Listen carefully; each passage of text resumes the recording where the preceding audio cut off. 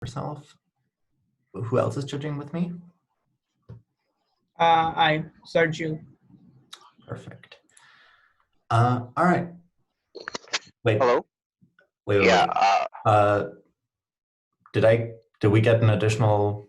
I'm sorry, I'm just not seeing you on the draw. Oh, never mind. It's been updated. Sorry. All right. Perfect. Yes, please. Hi, I'm Tuman. Best of luck to all the teams. Thank you. Perfect. If the teams could just go ahead and introduce themselves and their speaking orders, and if they wish, their preferred gender pronouns. When in government, you're speaking first and our second, no preference. Cool. Oh. I'm speaking first, Mukhtar, no preference. Alisher speaking second, no preference. Perfect. CG, please.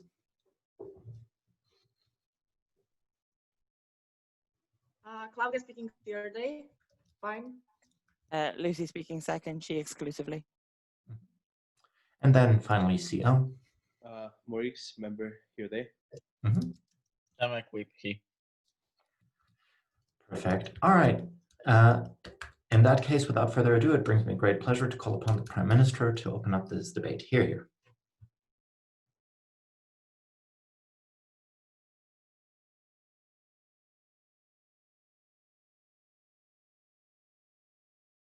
I have some Wi-Fi issues. I'm just moving to hotspot, just a sec.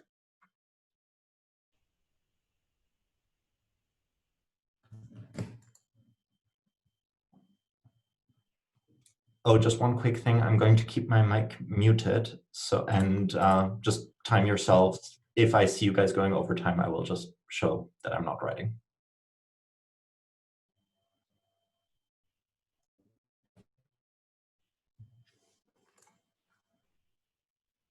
Can you hear me properly now? It's a bit metallic, but it seems to be fine. Okay, I'll try to speak clear. All right. So what we believe inside government is that it's the religion's interest to have the rigorous missionship. It's not a worldwide belief, it's the religion's interest. Therefore, we're talking about it from the religion's point of view. And about mechanism, I don't think we need to do anything more than the really well-explained Infoslide we just explained. We're going to adopt exactly that. The religions we're talking about is every religions like Islam, Christianity, Jewish, Hindu, whatever you want. They have the same interest in our case. So I'm going to explain three things in my argument. First, how it's going to make them gain more followers. Secondly, why they will get more adequate followers. And thirdly, why we think it's just really legitimate if I have enough time to get to that. Let's start with why we will get more followers. First of all, we need to notice what is important in the interest of these religions to get more followers. First of all, because they just believe it's the truth. They really believe that this is what people need to do to have a good life. They really believe that this is how people should react. And therefore, if they want the best for people around the world, they believe that this is the best for them. And it's the first thing. Secondly, we think in a moral point of view, they really think that it's the moral way to react. They actually think in religion, Islam, they think it's immoral to eat pork. And therefore, if we eat pork, God is going to punish us. This is what they believe. And therefore, it's the same as liberals believe, the discrimination of women is something that is bad and it's not moral. For them, eating pork is something that's just immoral, and therefore they want the world to be more moral. Thirdly, we think just they believe that there is a common destiny. In all the religions, they believe that it's not only the acts you do, it's the human being is one union that affects each other. In all religions, if humans make sins, God not punishing only them, but the world. This is exactly where, for example, many say the COVID-19 is because we started to be sinners. And every disaster is because people became sinners. Therefore, they believe even in their own interest, they want more people to be adequate. And fourthly, they just want to get more money to their religions. And fifth, they just want more power. They have more followers. They have more power as every organization. What is going to work? First of all, we think that it's children that are doing it, and children are really persuasive around the world. They look nice, they look persuasive, they don't force you like adults. We think it's a really good way to do so. But more of that, Secondly, we're talking about developing countries. We want it to be worldwide. I think it's specifically in developing countries, it's much more plausible that the followers will come after them. First of all, because they have more poor society, which are looking for meaning. They don't get it in their everyday life, and they're more likely to find other solutions to their everyday life. Secondly, we think that there's less criticism against religions. In the Western world, we think that in many countries there are a lot of liberals that now oppose religion. In the developing countries, there are much less people like that, and therefore they're going to much less be against it. Third of all, we think that Western people look really persuasive in these countries. They see these European children, talk to them how they can make their life better. It's much easier for them to believe when they see people from the West with money, with a good life, and follow after them. Therefore, we prove to you that they get more followers with this policy, and it's already much better for these religions. But now, secondly, it's not only more followers.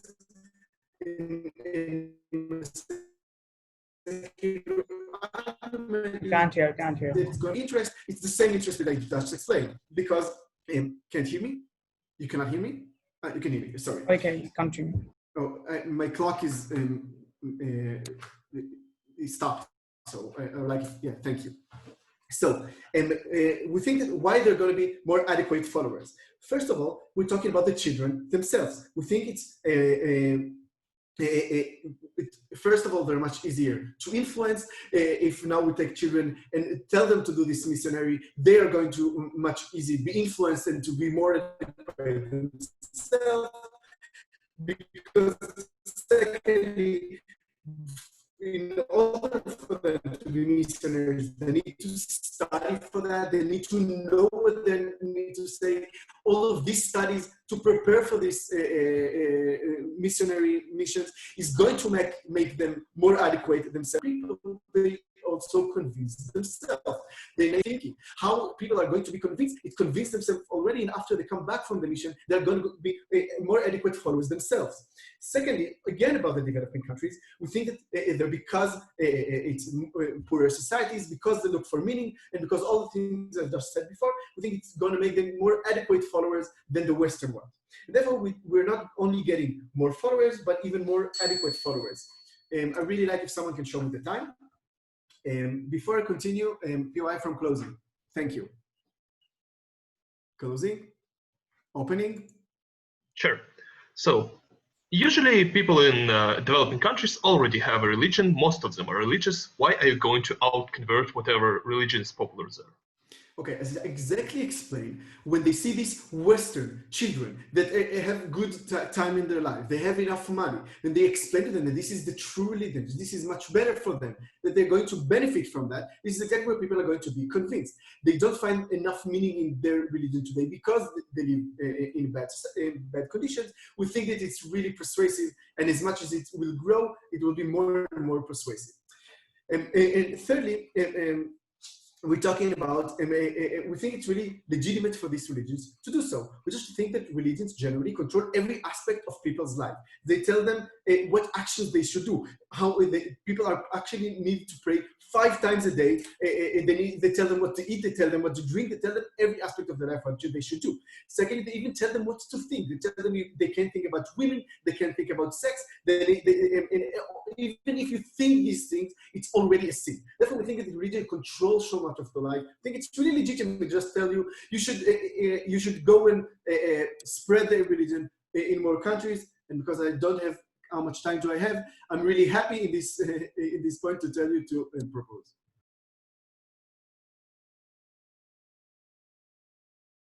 I thank the Prime Minister for that fine speech, and to open up the case for the opposition, I call the leader of op. Here. All right, can you hear me? Cool. Okay, Honorable Speaker, in my speech I'm going to do 2 things. First of all, I'm going to explain why this particular method of spreading your religion is going to cause major clashes, in particular in those developing states, with whatever religion is popular at the moment, and going to lead to your religion being ostracized and hated, and why we have better alternatives as a second thing. For that, a few points of refutation. So we totally agree that our goal is to get more followers, save more souls, etc. things. No question about that. However, we have trouble with explanations of opening government on how they're actually going to achieve that. What they say is that we come to a developing country as those cool Western guys, you know, we showcase how rich we are, and everyone is ready to convert, which we believe is a very shallow understanding of how religious people do actually perceive their religion. It's not that you are religious because of the fact that you want to become rich, or because of the fact that you believe that religion turns you like more Western or anything. It's because it's something that's deeply rooted in your heart. It's something that you have been told from the point when you're a child, especially in those developing countries, is the true way, is the only way for you to lead to eternal salvation. Is something that involves a lot of sacrifice and oftentimes involves a lot of unpleasant stuff for you. But this is the way that you have to conduct yourself if you want to go to heaven or any other place. And selling out just because someone is offering you better conditions as a Western someone is exactly the thing that goes against the tenets of overwhelming most of religions that do prioritize these things such as sacrifice and etc. And just the fact that someone came knocking on your door and explained to you briefly whatever their religion is still unlikely to be very much persuasive to those people, even in case if they're very rich and very good looking. So we don't really get this how this mechanism actually works, right? Especially in case that many religions in developing countries, they do not align with religions in other places. So for example, in a Muslim country, it wouldn't be very nice if a Christian like based religion would come to you and try to proselytize you against that, would be probably shunned, right? So that's basically all refutation. I'll explain why the alternative is better and think that will be enough overall. Okay, so what we absolutely, again, agree with opening governments that we are talking about developing states mostly, but we believe that the thing with most developing states is that they usually already have a lot of religious people, and most of them are fairly homogeneous in the way that religion is spread in them. Look at states such as Russia, for example, which has Russian Orthodox Church as a dominant institution that works together with the government then, because it is really helpful both for religion to spread and for government to hold up their agenda. Look at India, where BJP works together with Hinduist religion in order to create their nationalist agenda. Look at Malaysia, where again, their main party is always declaring how Islamic they are, etc. Look at any other place that's developing. Most usually they have a dominant religion, as this dominant religion is not only dominant in terms of religion, but they also cooperate very well with political parties, or it is something that is so much of a part of a national identity that it's something that people are like born into in the same way as they are born into being Russians, they are born into being Orthodox, and it's something that just creates their identity to a giant extent. Why it's something that matters? Well, we believe that in such states, in particular, when other religions are perceived to be as something that's confrontational, as something that aggressively expands and tries to take away their followers, it is something that leads to a lot of repercussions, right?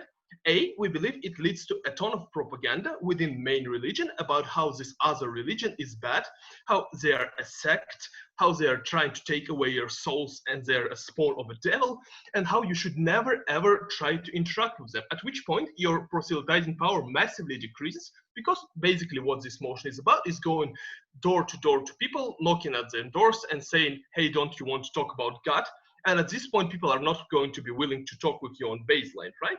But B, it's always, oftentimes, because religion also interacts with the state and authorities, your religion just may turn like illegal. Look at, for example, Jehovah's Witnesses in Russia, where they are, unlike overwhelming most of religions, because of their aggressive proselytizing strategies, are literally illegal, and their followers are getting thrown to jail, especially if they try proselytizing. And again, that's something that's very bad for your proselytizing power, but also for your outlook in the eyes of people, right?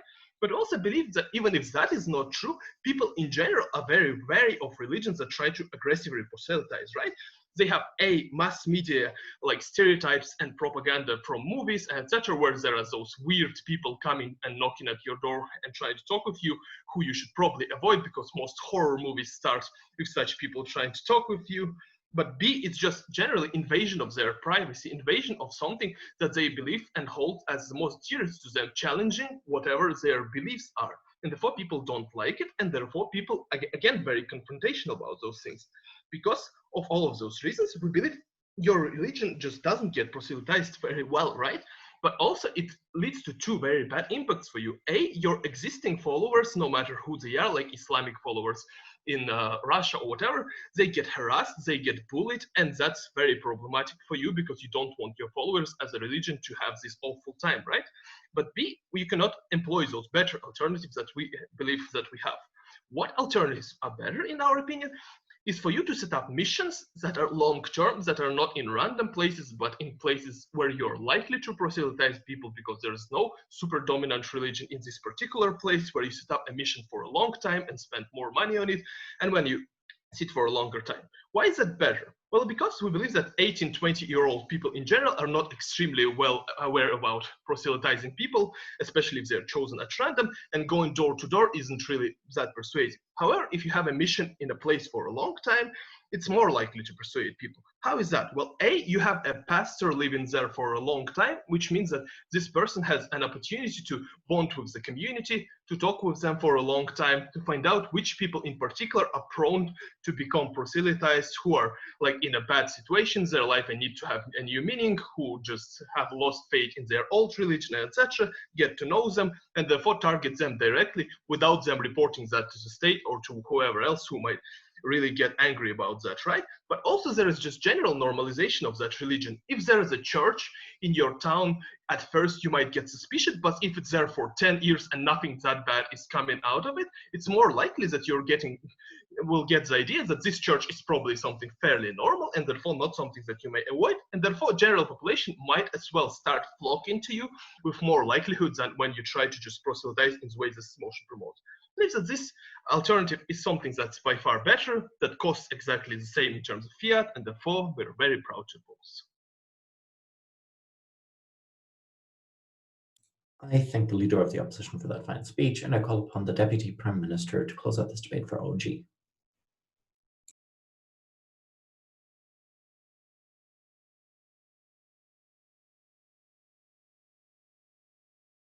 Okay, I apologize in advance because my neighbors are still doing construction work, so there might be some noise, but I will try to talk loudly so I'm audible.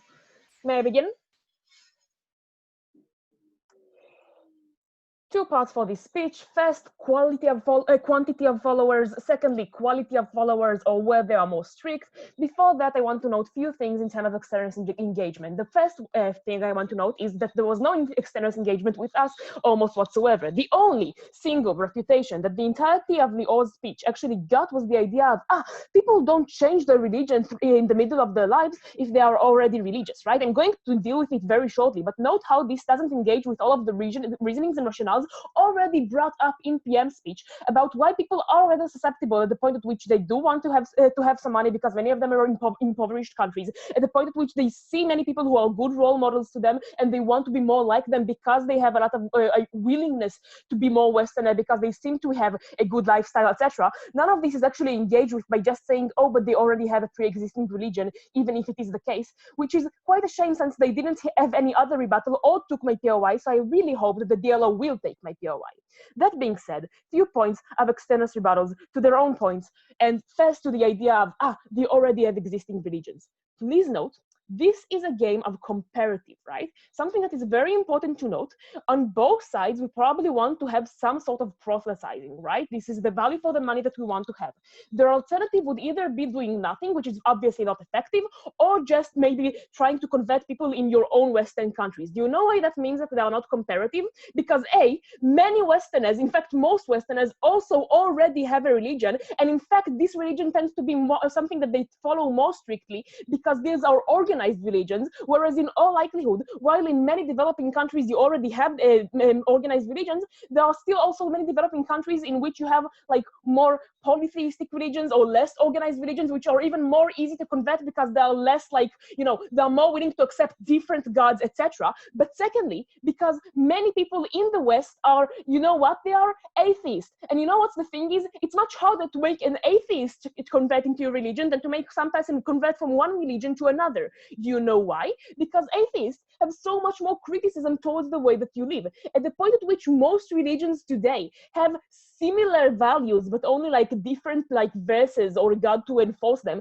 But generally they share similar values about sex and how you should have your sex life, about what you should eat, and all of these things. At the point at which most religions tend to be totalitarian to a similar extent, I am much more likely to accept that I have followed the wrong God than I am likely to give up on all of the good stuff that I'm used to as a secular person and start after all these years of premarital sex accepting the fact that I should be religion or whatever, right? It sounds much harder to convince, so very uncomparative on their side. Then let's engage the idea of backlash, right? Few responses to that. First, no idea what's the delta, because please note there are two reasons why we think the delta is nearly non-existent and definitely not proven in the yellow speech. The first is the fact that there is already backlash on both sides, considering obviously if they already have a religion, all religions already have an incentive to like shit talk on other religions, right? Because it is always a sin to be of another religion. But secondly, because note, we don't know, and this is an important thing to note here, we don't know what is the impact of backlash if it has no impact on how many followers you have. Please note, under their side of the comparative, we have no conversion or proselytizing in developing countries, right? So their comparative is people, they're not hating us, but also people not converting to our side. So why do we care about this, right? I'd rather have 100 more people who hate me and one more person who follows me than have 0 followers and 0 haters. No impact whatsoever that they prove to people hating us, except for people not following us, which kind of also happens when you don't proselytize, they hate this word, there on the side as well, right? But also note, we have no idea why there is so much more backlash from 18 to 20-year-old kids that don't appear to be threatening, that do bottom-up job, right? They don't come up and do this weird propaganda all across the nation and the TV or whatever, but they rather go to individuals, open their own church, offer donations, go and educate kids, etc. This is the way that they work, right? There's our teenage volunteers that are not threatening to anyone and only personally approach people. We think that this causes much less backlash than just general propaganda for religion. Lastly, please note the fact that the way that religions choose where to send in the first place their volunteers, usually they take into consideration how susceptible is the country to actually accepting them. Note the fact that most of them don't go to Russia in the status quo, but rather to many African countries who don't backlash, but rather really appreciate the fact that they get more donors, right? Because many countries want to get more donations, and if they have to let Christianity in, they are fine with doing that if it means that they are going to get more money for their poor, right? Before move on, I'd really like an extension if you have one, CL. Yeah, all your arguments are exclusive to proselytization in general. Can you tell us why the specific parts of the model, i.e. it being kids, them paying for it themselves, are things that you're supporting, when the comparative might be, we do some proselytization as well, just not in this specific manner? I think that's what the motion calls. Because we did analyze why specifically A, kids are much easier to actually approach people, but B, what are the unique benefits of doing it specifically in developing world, which is also unique to this model, right? Because know the fact that we have a current problem in the status quo of we think that okay, let's discuss more specifically about kids if this is where you want to go at, okay? So we think that there are a few unique advantages that you have for children. We think that first, the fact that kids are much more approachable to many people. They are less likely to be appearing as threatening your existing values, etc. Secondly, the fact that kids are much more likely to actually be dedicated. In the time in which they are analyzed, they have their entire lives knew that this is their mission, that they are going to travel the world. And we know that the same reason why we conscript 18 to 20 years old is because they are idiots. They don't really want to argue with us. They often accept authority and they become very, very faithful and do whatever we want. And we think that specifically kids are very effective in doing it in a way that A, people are not likely to backlash against them because no one wants to look as though they are attacking kids, but B, the fact that people are generally trusting them to show good values. But lastly, because kids can talk with kids, which is very important, because the easiest time in life to actually influence someone, especially given all the concessions we got from OO as to how hard it is to change someone who already has a pre-existing belief, means that we want to catch them when they're young, right? And we think that in order to catch them when they're young without looking like a pedophile priest or something, which might be a stereotype that we have right now, we want to send people who actually have an easier approach to kids, who can actually be their tutors and can actually volunteer with kids in the community, who then are going to be much more approachable to them. Beg you to propose.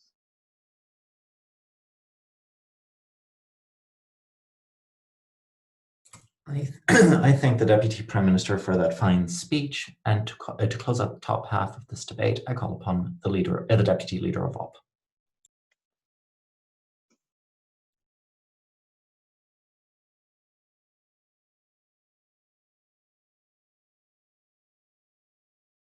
It's few reasons why, in general, the organized religion are losing their power, influence, and being persuasive in current world. That might be a development of science, that might be other religions, that might be the consumptionism and how people like media are perceiving religious people, that might be external factors of being set and having the crisis of faith.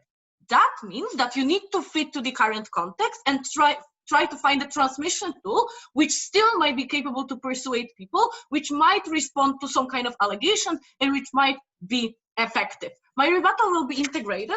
I want to add some few important mechanisms of characterization to the cases from opening government. Opening government said that children will be might approachable or might persuasive. I want to say why, because currently the narrative from media and from people who are antagonized religion are these people are bigots, fanatics, old priests, rich people who try to convince you that they are judgmental, that they shamed you. It's comparatively much harder to shame the young people, young kids who are going to your doors, and also even if taking the best case scenario from up that these children are suffer or they are coerced, if I'm organized religion and if people feel bad for them, that means that they still will support them. That means that they still need to engage in my religion. That means that I still have more influence and I'm more powerful, which is something which is better. What we want to say though, as a closing government in this debate, is the mechanism how the religion can survive and why they make the organization stronger from the bottom to the top. It's extremely important. Look. Probably it's harder to make new people join the religion. It's easier to make that by generation, right? So if my parents were religion, if my closer community was religion, and if I'm raising with that, this is something which I will be more likely to engage, more likely to donate, more likely to support. What you create is the feeling of the community. This is not like extra activities after your classes, but you dedicate your life, you're getting certain support, you're getting certain influence, you're feeling that you're helping these people, you are going directly talk to them, you are engaging your own perception, your own belief, and you can transmit it. That means that your actions build the community. That means that you have direct contact with this belief, with these people, with this transmission tool. What that actually means, it's you're taking the new generations, which will be the core of your organized religion, which will be the basic, the base of your believers of your church, and getting them more engaged and more involved in that. We believe that for the organized religion, this is something extremely important to survive in the context, because opposition will always exist. People will always go against the religion. So it's extremely important to swap this process on the very basics. I would like to engage now with the comparative on the side of opposition, because all said that they also want to get the metric in the debate, which is the quantity and getting new followers. That means that they also want to achieve the same goal, but the issue is, if they never analyze how they overcome the current struggles, they only use the example of Russia, which is not the structural analysis, which you can find a lot of barriers in your life. But second of all, that never engage in making the organization stronger and responding to the weak points as the organized religion. So even the alternative will be proven. This is not engaged in all of the spectrum, which is also the organization as the religion. Next, opening government says that we will have impact in developing countries and the money is important. We believe that for some churches, like in Ireland, Mormons and everything, the money is crucial to survive the financial and donation. Why? Because government doesn't support you, because state doesn't support you, because a lot of people are supporting their own communities and they have other priorities. That means you need to be focused to find the people who will be capable to dedicate. Even if you take their children and you send them to the missions, you want to give them the best possible conditions. What does it mean? That means that you are more capable to give more money, to make that more approachable, to give that better experience, because you are taking care of these people, because you want them to have best experience. You don't want them to waste their life.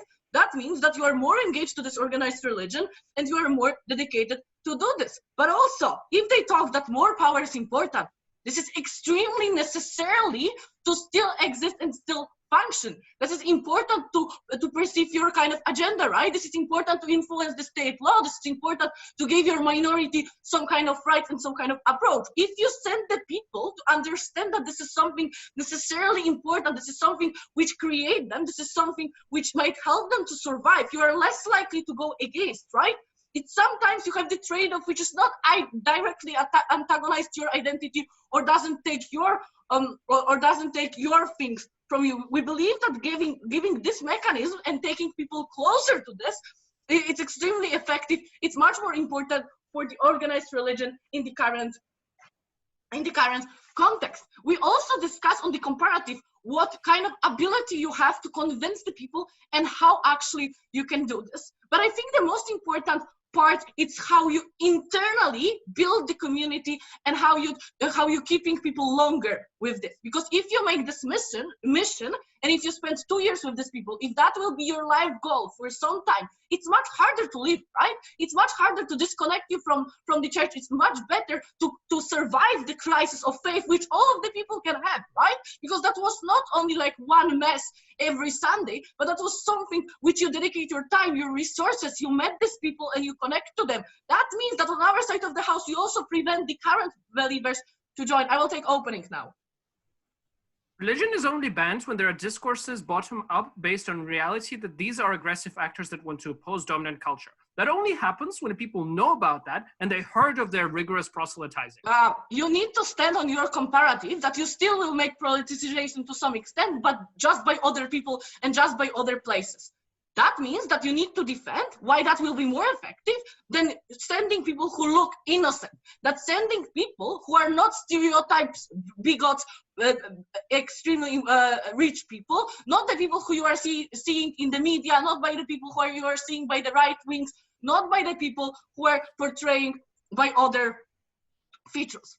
What is important and crucial, that organized religions facing much more challenges than they faced few years ago, 20 years ago, and that will be erasing. That means that you need to find a transmission tool, that you need to find some kind of channel of communication which will be not connected to the people who backlashed you in the first place, but will be connected also to the people who will feel that internally, to convince them that this is not only the belief which you can escape every time, but this is something which creates your personality. If that's the motion in the interest of organized religion, we tackle both things, internally and also external factors, and deal with the status quo. Thanks. I thank the member of government for that fine speech, and to open up the case for the final team in this debate, I call upon the member of op. Here.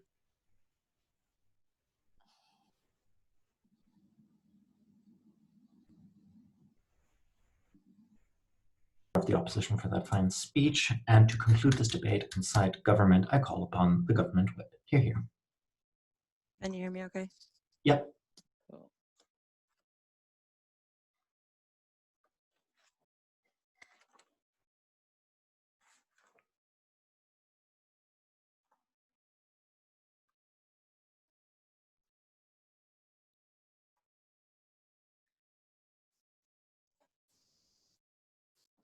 Okay, I want to be clear. I think a solid half of this debate was irrelevant. The reason I think that, I'm not saying that's a particular half, because it also includes part of CO. I think the problem with this debate thus far is when people have been talking about religion and the negative impacts that might occur if this motion goes in place without being at all comparative. Let's chat through the actual comparative that Claudia brings you, right? Claudia explains to you that status quo, the problem, isn't necessarily the proselytization problem. That also exists. We'll go on to that later. But it is also that major religions, and religions in general, are losing their own followings. They are losing interest because people are less interested. It is more in the background of their lives. Like most countries have moved to religion being in a background rather than being in the foreground, the thing that you invest a lot of time and a lot of interest in. And it is also because religions ask you to give up a lot in this modern world, right? When there is a lot of fun, cool things that are antithetical to religion, it is quite hard for younger people to engage. Opening government asserts that people will invest a lot of time, that people will care a lot, and they'll study a shit ton, right? We don't even care so much how much they study. We think they will likely study a bit because that's just, if you're going to go live in another country you do study, you do actually invest, you do want to be able to speak a language and not live in a country where you can't engage with anyone for 2 years, right? We think that's actually a reason they'll study rather than just their priest told them to, right? But we think the really important thing is, opening governments say that they want to build adequate followers. I think Claudia explains to you how we actually get those adequate followers for religions. The reasons for that, it's not just that they base time on studying, like opening government claim, but it's also that now religion is giving you something, right? It is not just that it is borrowing you from experiences, it is allowing you to invest in experiences. It is that because religion becomes something that is more dedicated and more following to, we actually change the way religions engage with their own communities before ever going out to Africa or Russia or insert any other country. Note there are missionaries in Ireland right now from these countries. We don't think this is necessarily as elitist the CEO want to talk about, but I'll talk about that later, right? So we think at the point where this motion is enacted, it actually changes how religions approach their own followers first, right? It means that you engage your own followers in a way that is far more interesting, right? Because if your method is now trying to encourage people to go out and sell your religion, it becomes far less shameful. It teaches people that their religion is not just something that ought to be in the background of their life. And look, let's look at like religions like Judaism. It teaches them that religion is not just for them, that their religion is not something that you have to be chosen for, that it's something you ought to try and sell to people. At the point where you teach people that they should be trying to sell their own religion, it becomes far more interesting to them, right? If it's something you're willing to invest time in convincing someone else that it is a good, it convinces yourself that it is a good, right? Let's look what that looks like. It looks like money coming into religions that is being lost currently. This is not just the case that like, oh, the Catholic Church needs more money. It looks like religions in Ireland, like the Jewish synagogue, looking like it's going to close in the next 10 years because it has no money, because no one is willing to invest in it, right? If we invest in our own communities first, and we grow our own community strength and interest first through offering new opportunities to people, we say that this will build the religious like kind of roots before they spread. Now, Maurice says that this is unfortunate because poorer people won't be able to afford it. Let's look at two things.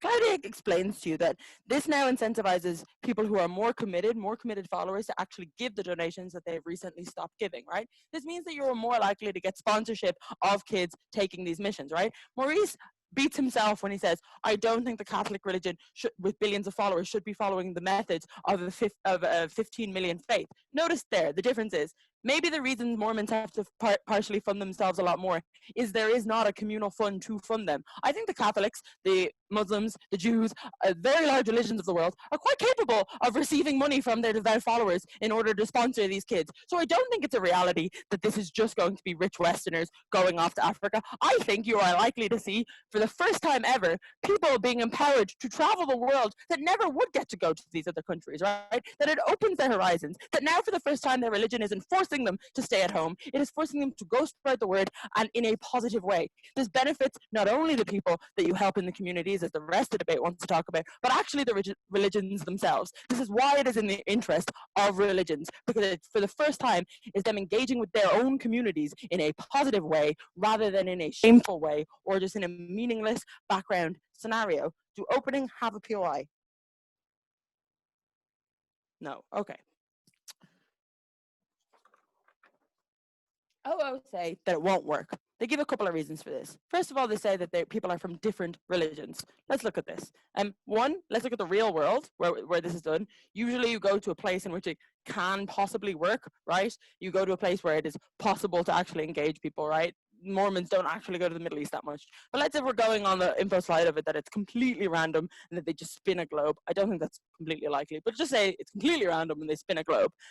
There is always going to be minorities in those countries that you can help. But note, even if our case wins this debate, because even if you are not successful in proselytization, we still benefit the fucking religions. Why? Because these kids still get to go and learn. They still get to go have new experiences. They still get to even strengthen their own faith because they are processing it to someone else, right?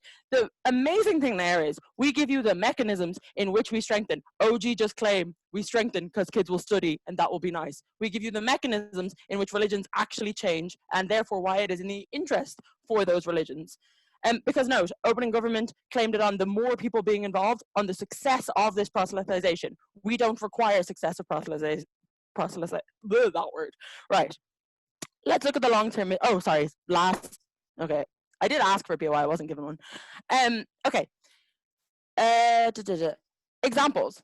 Mormon people do actually study, they learn the language, they immerse themselves, right? That is just how it does happen, right? They are more informed. So this opposition claim of they won't be informed seems a bit ridiculous. But let's look at the actual logic behind that. If you're given an opportunity to learn, if you're being an opportunity to live in another country, you're going to want to be able to communicate with those people. You're going to want to be able to sound like you're somewhat informative. And also, I actually think it's really important that they don't maybe know every single catechism in the Bible, because I think that is what seems really shameful, right? The Bible inherently is rather shameful. So it can be quite nice to just have a teenager saying, I really like Jesus, and Jesus actually makes me feel really happy.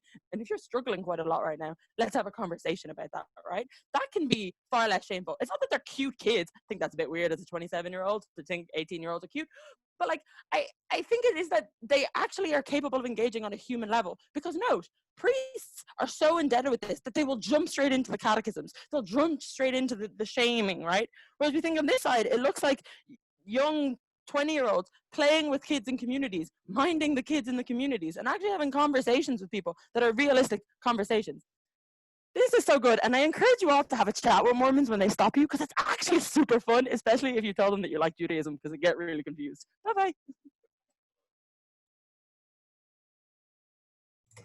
I thank the government whip for that fine speech, and to conclude this debate as a whole, I call upon the opposition whip. Here.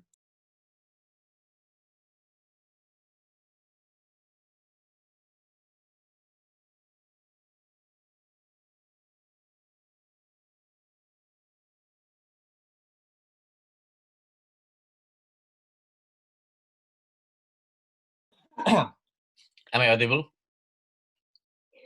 Cool. Sorry.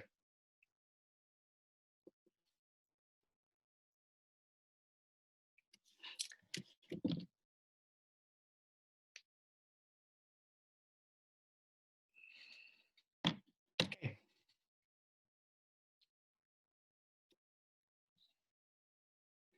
Panel, the model that we do not defend in this round has two exclusive characteristics. The first one is a huge religious obligation, uncomparable to what exists under the status quo when it comes to proselytization. The second element, the second exclusive characteristic, is that it refers mostly to young people. I think that there is one very simple reason as to why we're the team that is winning this debate. We engage with both, while all the other teams try to pick and cherry pick what are these characteristics that actually refer to the arguments for or against this model. And I don't think that they actually have a comprehensive picture of what it means. I'm going to have 3 points in my speech. First of all, I'm going to directly engage with closing government because they have most of direct engagement with us. Then I'm going to engage with the opening government, and then I'm going to engage with opening opposition, and then finally I'm going to engage with opening government. When it comes to closing government, the main idea that comes from the closing government is mostly that it strengthens community. But I want to posit that there are many ways of engaging in religious communities at the moment. There are actually many other religious communities at the very moment. Obviously, not that many people participate in all these, like religious communities that exist at the moment, but there are active religious communities, and actually many practicing Christians right now tend to come from these tight-knit religious communities. So the problem with the extension that we have from the closing government is that it is not necessarily exclusive form of, creating community and so on and so forth. And we actually say that it's very problematic form of creating very tight-knit religious communities. And here are the reasons for that. The first reason for that is that obviously a lot of people cannot participate in that and they feel excluded. I will take you later, Heather. They feel excluded because, let me explain that actually. If you've been told for the whole life that the biggest religious community, that the biggest religious obligation, the most important thing that you can do for your salvation is to go on a mission, spend 2 years of your life participating in the activities of a different community, and it happens that you cannot do that because you don't have money, because you cannot take away 2 years of your work, that probably feels like shit. And also people also internalizing this belief stigmatize you as the one that does not necessarily fulfill the most important religious duty. And I think that a very good analogy is Hajj in Islam, which is something that is much smaller. It's performed only once in a lifetime, and it's something that has a lot of exceptions. So for instance, people that do not have money for that do not necessarily have to do that at the moment when they were, very suitable to them. Yet, it is still something that is extremely stigmatizing, and many people feel internally very, very bad about themselves because they cannot go to Mecca. And I think that what we have here is that mechanism, without any exceptions, 100 times bigger. So what we think happens is that you do not formulate communities that are actually very tight-knit, because what is excluded from these tight-knit communities is a huge portion of people. And I think that there are literally two responses from the closing government. The first one is, oh, you can donate that people and sponsor, you know, like some other people that do not necessarily have that money. My response is very simple. You need to stand behind the Infoslide and the model of the opening government, in which it is very, very clear that people need to pay for this on their own, and only a small portion of that is going to be financed by communities. But there is another reason, which is more important, which is that they have never engaged with the fact that it is not only the expenses of a trip itself, but also 2 years of your work that is being taken from you, and potentially the networking that you lose, the alternative cost of that, working in another place, and so on and so forth. With that being said, I think that they have not successfully engaged, although they had quite a lot of time to engage with the material, basically explaining as to why it is not necessarily a very inclusive thing to do. And also, I think that when they say the mechanism for formulating these tight-knit communities is that people become engaged in religion, they are actually, you know, like thinking of religion for an extended period of time, because they are, you know, like very, very much engaged. And this is the mechanism for religion staying stable. I think that this is precisely the moment when they have proven their religion is not being stable, because only a few people can participate in the solution for making this religion stable. For these reasons, CG is out. I'm going to move to open composition, but I will take first Heather. Not only does the Infoslide states that the church funds it, you also never prove this mechanism is mutually exclusive with any other conversion tactic. We are happy to have both funded and unfunded. Okay, proselytizing. wonderful, well, like knife to CG, but I'm not going to comment on that, whatever. Oh, so I think that when it comes to WoW, I have literally one sentence. WoW proves why we do not experience as much backlash, because the traditional ways of proselytizing are not perceived as a huge invasion of privacy. And in their own words, they say that it's mostly like, in the worst case scenario, what they achieve is that they protect the current believers. The reasoning as to why we go over the opening opposition is very simple. First of all, we also protect the current believers. They feel included. They are the ones that can participate in religious obligations and duties and can actually feel that they are going to achieve salvation. And second of all, in the long term, we have a more sustainable model of development, because specifically now in the Western world, in the liberal, you know, like in the liberal democracies, most people tend to adapt religion, convert to religion, rather than be born within a religion, which means that the more obligations we give to them and the less inclusive these obligations are, the less attractive the religion seems, because it's very hard to become engaged in a religion that, you know, like means that basically says you are less likely to achieve salvation if you don't have money. You're less likely to achieve salvation if you don't want to make such a huge commitment. Very briefly on OG. I think that they're extremely and not exclusive to the motion, despite the fact that they're saying they are actually exclusive. And I think that they provide two reasons as to why they might be close to the motion. The first one is that you have more followers in the developing world, because if you send kids, it's like something exclusive. Basically, you can exclusively engage the developing world. First of all, proselytizing happens in areas where there is a lot of desperation already. There are Christian missionaries, that is obvious. But I think that what is not obvious is that it's actually better, because they say, oh, these people are engaged and they spend 2 years. Well, missionaries spend their whole life there. They sacrifice their whole life and they serve as an example. That example is credible, because if you spend 25 years in a community, it's more likely that you are becoming a part of that community, rather than when you spend 2 years in that community and are seen as a Western rich kid that is not necessarily very close to people in, say, Congo, which means that not only it is not exclusive, but also our alternative is more effective. When it comes to kids, Maurice said that trust is probably eroded. I want to add to that also these kids they represent a very specific lifestyle because of our extension. Our extension says only few people can participate in that. We say, okay, so if you send kids, these kids also represent a very specific lifestyle, probably are coming from upper classes, middle class, and all of that, which means that their ability to convert is also limited, because they cannot necessarily resonate with all of the type of people that they speak to, specifically in the developing world. Thank you very much.